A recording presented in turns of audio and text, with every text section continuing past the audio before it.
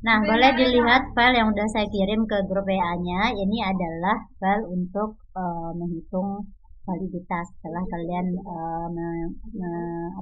menyebar angket validitas. Nanti kan udah diisi sama si validatornya checklist-checklistannya. Maka nanti checklistannya itu nanti akan kamu masukkan ke sini. Boleh dilihat dulu di sini. Dilihat dulu di sini di layar ini. Di sini ada responden, ini nama si validatornya. Contohnya di sini ada 3 responden. Kemudian ini adalah nilai maksimum. Nilai maksimum itu nilai maksimum dari angket. Karena rentang angket kita 1 sampai 5, maka rentangnya nilai maksimumnya adalah 5. Masing-masing responden tadi. Ini adalah nomor ini adalah nomor soal, nomor pertanyaan-pertanyaan yang udah kita buat di angket. Kalau seandainya ada 20 misalnya pertanyaan di angket kalian, maka di sini akan boleh kalian tambahkan lagi nilainya kolomnya sampai 20. Nah, kemudian ini juga nilai maksimum di sini, nilai maksimum skor maksimumnya setiap soal atau setiap pertanyaan. Kemudian nanti kita cari jumlahnya setiap pertanyaan. Kemudian ini juga skor maksimum setiap validator, ini nanti kita buat juga penjumlahannya. Maka karena maksimumnya 5, lalu validatornya ada 3, maka nanti ada 15. Begitu juga nilai maksimum. Di sini ada soalnya ada 12. Setiap soal itu nanti ada nilai maksimumnya 5, maka dikali dengan 5. 12 kali 5. Ini nanti kita nanti kita jumlahkan di sini jadi 60. Nah, kemudian ini adalah angka-angka yang udah dicentang sama si validatornya. Misalnya pertanyaan pertama, si validator pertama mencentang 5. Nah, maka kita buat di sini angkanya 5. Kemudian pertanyaan kedua, validator pertama mencentang 4. Maka kita buat nilainya 4. Begitu seterusnya.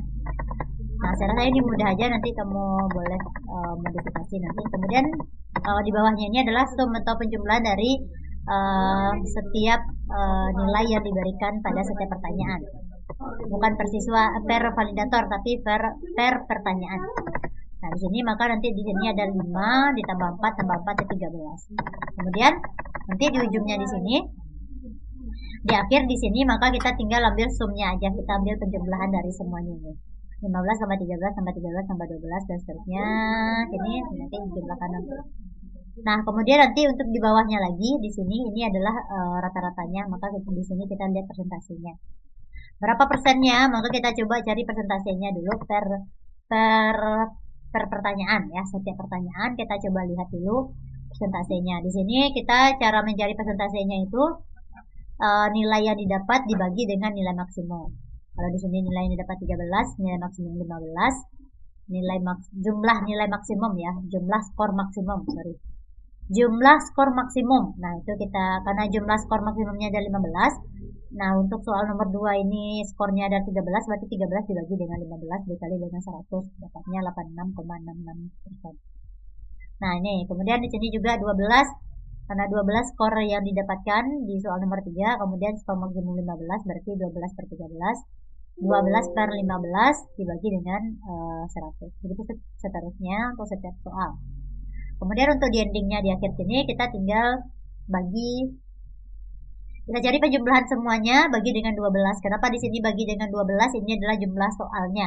Nanti jangan ketika kamu menggunakan ini nanti jangan sampai juga kamu lupa untuk memperhatikan yang 12 ini, karena 12 ini adalah jumlah soalnya. Kalau seandainya jumlah soalnya ada 11, jadi maka kamu ganti dengan 11. Kalau soalnya ada 20, maka diganti di sini per 20 seperti itu. Nah, ini satu untuk validasi untuk validasi desainnya, medianya ya, aspek medianya. Nah, kemudian aspek berikutnya kan kita ada 2 aspek ya. Aspek yang pertama aspek media, yang kedua aspek materi. Nah, untuk di aspek materi ini sama juga dengan yang di aspek media tadi gitu ya. Nah, ini dia aspeknya. Nanti kalau misalnya kalau misalnya cuma satu, nanti kita hanya tinggal langsung cari hitung aja pernya. Nah, itu sama. Nah, kemudian jadi sebenarnya sama. Jadi ini untuk yang keduanya, untuk di aspek berikutnya juga seperti itu hitungannya. Nah, nanti kita udah dapatkan nanti untuk aspek contohnya di sini ya. Contohnya di sini untuk aspek media berarti ada 88,8%. Di sini adalah persennya 97% ya. Ini kita dapatkan. Nah, maka nanti kita udah bisa mengkategorikan nanti berapa persentase dari tingkat kevalitan dari media yang kita buat. Nah, itu yang kita coba menguji validitasnya. Nah, kemudian kalau misalnya nanti kalian sudah mendapatkan data, setelah terkumpul datanya dari validatornya, maka langsung aja eksekusi, masukkan ke dalam rumus ini. Nanti file ini kan udah saya kirim, nanti tinggal kalian masukkan aja. Ya, tapi hati-hati pas memasukkan, nanti sesuaikan dengan sesuaikan dengan jumlah pertanyaan masing-masing, sesuaikan dengan jumlah respondennya. Responden ini sama dengan validatornya. Kalau validator kamu ada 3 kemarin itu, berarti di sini berapa yang aspek media, berapa yang aspek materi, nanti kamu sesuaikan aja di sini nanti di respondennya. Oke, itu aja untuk uji validitasnya. Nanti kalau seandainya ada pertanyaan, nanti kita bisa diskusikan lagi. Kemudian setelah itu baru nanti kita akan membuat pelaporan lagi. Nah, untuk pelaporannya kita akan kita mulai atau kita bagi laporan itu dalam bentuk 3 bab. Bab pertama pendahuluan, bab kedua metode, ya bab ketiganya penutup. Nah, untuk khusus di hari ini kita bahas dulu masalah pendahuluan. Nah, untuk laporan. Nah, untuk laporan nanti kita bisa mulai dari pendahuluan tadi ya, metodenya dan ini. Nah, untuk hari ini kita coba dulu membuat pendahuluan ini nanti berisikan tentang hanya 3 hal saja yang di sini. Yang pertama nanti kita akan berisikan tentang Nah, untuk yang pertama kita berisikan tentang permasalahan yang udah kalian selama observasi yang udah kalian sebenarnya udah kalian coba buat ketika tugas kita yang pertama setelah melakukan observasi. Nah, di sana kan setelah kalian tuliskan apa aja permasalahan yang udah ditemukan pada observasi. Nah, itu yang juga dimasukkan kepada pendahuluan. Maksudnya ini boleh kamu copy paste aja tuh boleh. Nah, kemudian selain dari permasalahan selama observasi, yang kedua itu penelitian lain terkait dengan media yang akan kamu kembangkan, yang akan dikembangkan. Nah, maksudnya di sini adalah penelitian terkait ini adalah kamu coba lihat cari penelitian atau artikel-artikel yang berkaitan dengan media yang kamu rancang. Misalnya, media yang dirancang itu misalnya media video, gitu kan? Media video untuk mata pelajaran jaringan komputer. Nah, maka nanti kamu coba cari juga artikel-artikel yang berkaitan dengan perancangan media video dan pada mata pelajaran jaringan komputer tadi. Nah, di sini saya akan contohkan gimana caranya untuk mencari penelitian terkait tadi, ya. Nah, kita coba cari artikel di internet. Misalnya di sini kita cari artikelnya di Google Scholar. Kamu bisa ketikkan scholar.google.com atau kamu searching Google Scholar di Google pun juga bisa. Nah, di sini kita tinggal mencari artikel-artikel yang kita inginkan. Kalau tadi ceritanya perancangan media video, maka di sini kamu bisa ketikkan keywordnya perancangan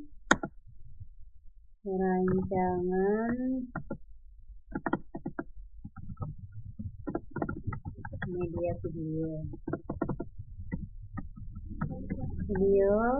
pada misalnya jaringan komputer.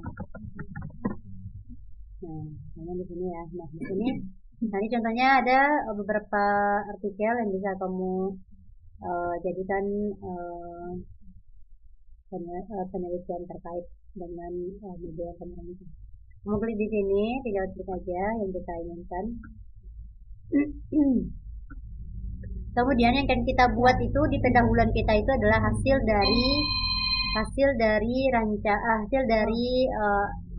hasil penelitian orang lain tadi.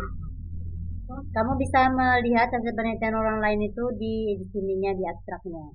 Kalau di sini abstraknya bahasa Inggris, coba lihat di abstrak Indonesianya. Nah, kalau tidak ada, kamu bisa lagi ambil filenya di sini juga. Contohnya ya. Ini Pak, di sini filenya.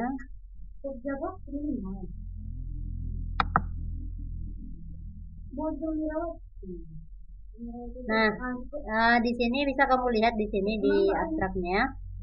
Nah, untuk hasil penelitiannya itu ada di terakhirnya di sini biasanya. Nah, di sini dikatakan bahwa dia mengatakan bahwa uji kelayakan medianya itu dari dua aspek, termasuk pada kategori sangat layak 80%, dan hasilnya ini masuk kategori ini.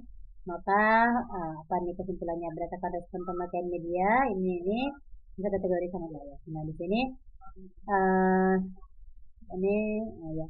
Nah, jadi maksudnya di sini kamu bisa katakan bahwa nanti berdasarkan penelitian siapa, misalnya di sini Desiana, berdasarkan penelitian si Desiana mengatakan bahwa perancangan media pembelajaran berbasis video tutorial itu di sini dikatakan di sini layak ya, layak uji kelayakan, jadi dinyatakan layak dengan kategori sangat layak. Nah, ini kita bisa sajikan di sana.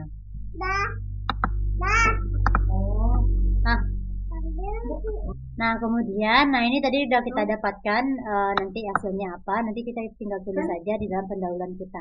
Kemudian nanti untuk